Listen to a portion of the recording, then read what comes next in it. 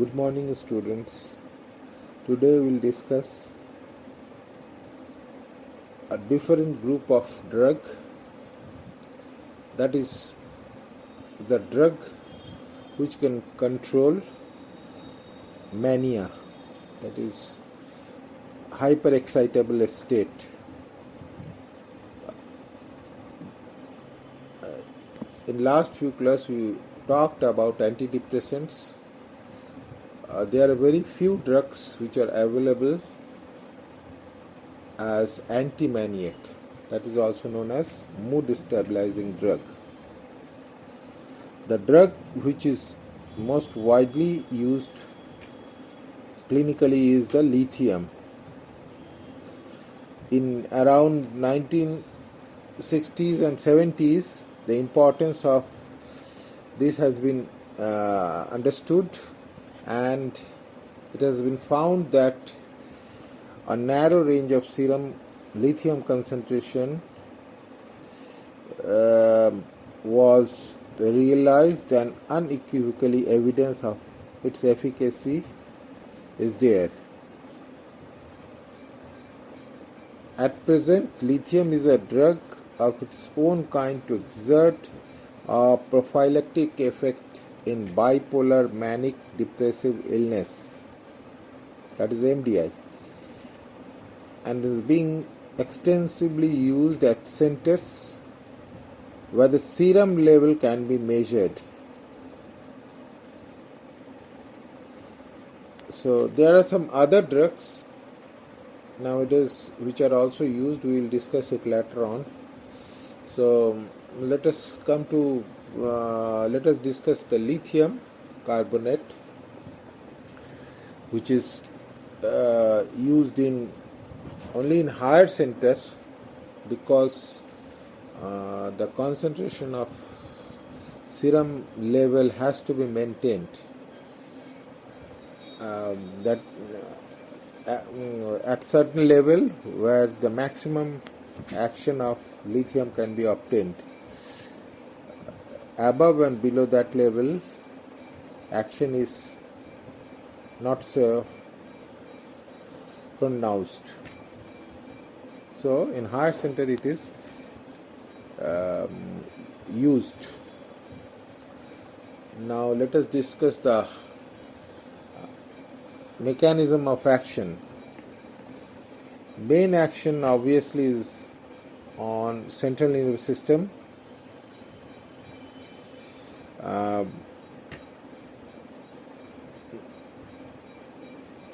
If given to normal individual, there is no effect. It is neither a sedative nor an euphoriant, but on prolonged administration it acts as a mood stabilizer in bipolar disease. Given to a patient in acute mania, it gradually suppresses the episodes, taking 1 to 2 weeks. Continued treatment prevents cyclic mood changes. The markedly reduced sleep time in manic patient is normalized. There are a number of mechanisms which are described how this lithium acts. There are some at least 3 theories. Let us discuss those 3 mechanisms by which lithium can have a mood stabilizing action. The first theory is lithium partly replaces body sodium and is nearly equally distributed in and outside the cell. Contrast to sodium and potassium, this may affect ionic fluxes across brain cells or modify the property of cellular membrane. This is the first theory.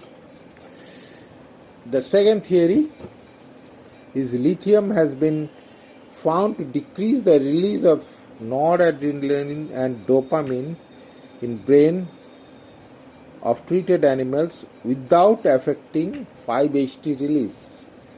This may correct imbalance in turnover of brain monoamines. So these two theories are initially said how this acts. Now there is a third theory which is slightly complicated theory. Just go through the picture. The hypothesis, the above hypothesis cannot explain why lithium has no effect on people not suffering from mania. The previous two hypotheses. So an attractive hypothesis has been forwarded based on the finding that lithium inhibits hydrolysis of inositol 1-phosphate. As a result, the supply of free inositol for regeneration of membrane phosphatidylinositide, which are the source of IP3 and this diacetyl glycerol, short form DAG, is reduced. The hyperactive neurons involved in manic state may be preferentially affected because supply of inositol for extracellular source is meager.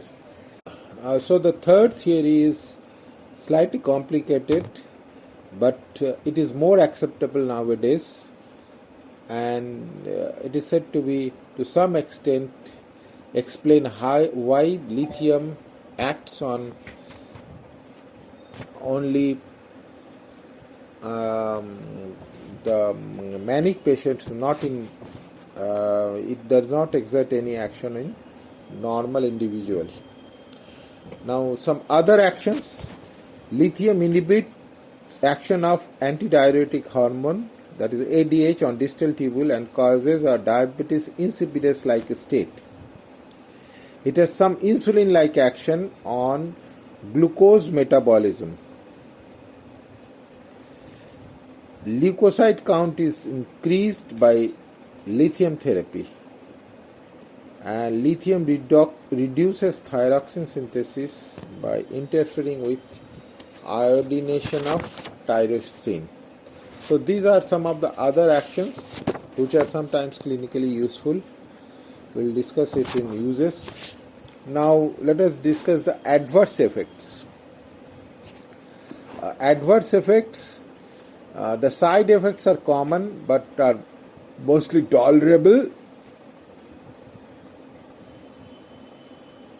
But the problem is toxicity occurs at level only marginally higher than therapeutic level.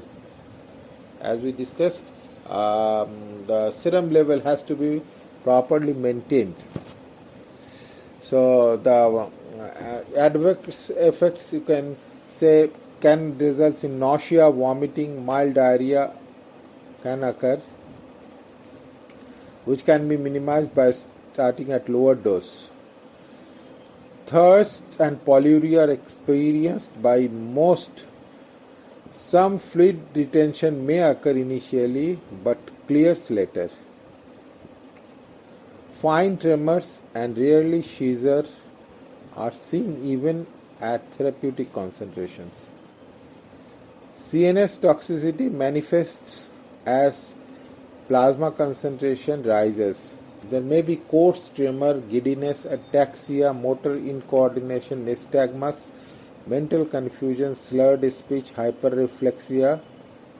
Overdose symptoms are regularly seen at plasma concentration above 2 milliequivalent per liter. In acute intoxication, it may progress to muscle twitching, drowsiness, delirium, coma, convulsion. So there are a lot of adverse effects. Treatment is symptomatic. There is no specific antidote. The osmotic diuretic and sodium bicarb infusion promote lithium excretion. Hemodialysis is indicated if serum level is more than 4 milliequivalent per liter. Now, some important interactions are there. These diuretics, by causing sodium loss, promotes proximal tubular reabsorption of sodium as well as lithium. Plasma level of lithium rises. This is important. Then tetracycline indomethacin, AC inhibitors can also cause lithium retention. Lithium reduces pressure response to noradrenaline. Lithium tends to enhance insulin and sulfonylurea induced hypoglycemia. Then succinylcholine and pancuronium have produced prolonged paralysis in lithium treated patients. So these are some of the interactions clinically one should remember. Now, use. Lithium is used as carbonate salt, lithium carbonate. It is available as 300 to 400 milligram SR tablets, that is slow release tablets. So initially 600 milligram day, gradually it is raised as per the requirement. Usually 600 to 1200 milligram per day is required for therapeutic effect. Now, the uses first, of course, is the acute manic episode. That is inappropriate cheerfulness, motor restlessness, non-stop talking, flight of ideas, progressive loss of contact with reality, sometimes violent behavior. Though lithium is effective, response is slow and control of plasma level is difficult during the acute phase. Most prefer to use a neuroleptic, generally with or without diazepam, and start lithium after the episode is controlled. Maintenance therapy in acute manic episode is about for 6 to 12 months to prevent recurrence. Now, prophylaxis in bipolar disorder. Lithium has proven efficacy in bipolar disorder. It is gradually introduced and maintained at plasma concentration between 0.5 to 0.8 milliequivalent per liter. Such treatment lengthens the interval between cycles of mood swings. Episodes of mania as well as depression are attenuated, if not totally prevented. Bipolar disorder is the most common and definite indications for lithium.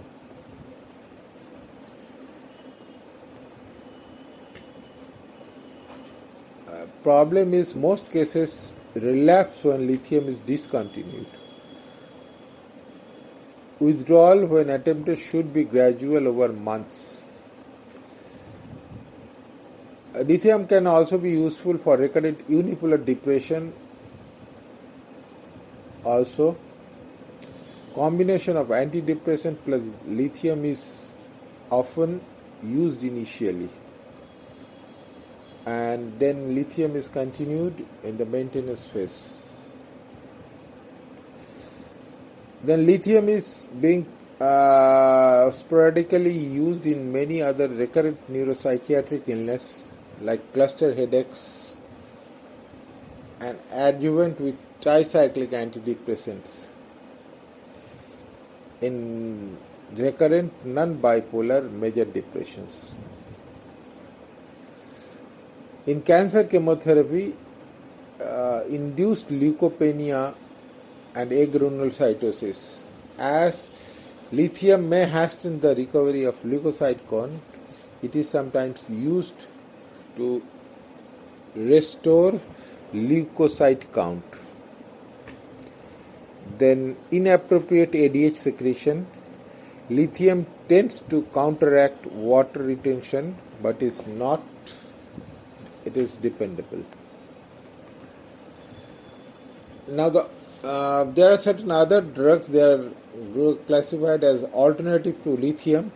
As lithium is, whenever it is used, the serum concentration has to be monitored. Now there are some other drugs.